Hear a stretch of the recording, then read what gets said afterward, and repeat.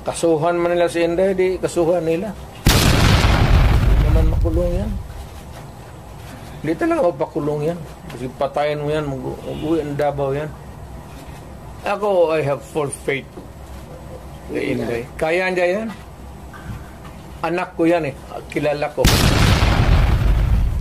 Sir, may mga nag-comment na po sa social media na people power na lang daw po. Is it possible? De, wag. Alam mo, dumaan ako pagka-presidente. Not for anybody, not for anything else. Meron tayong problema. Malaking problema. Sabi ko, insignificant yung nangyari dyan kay Lopez pati kay Inday.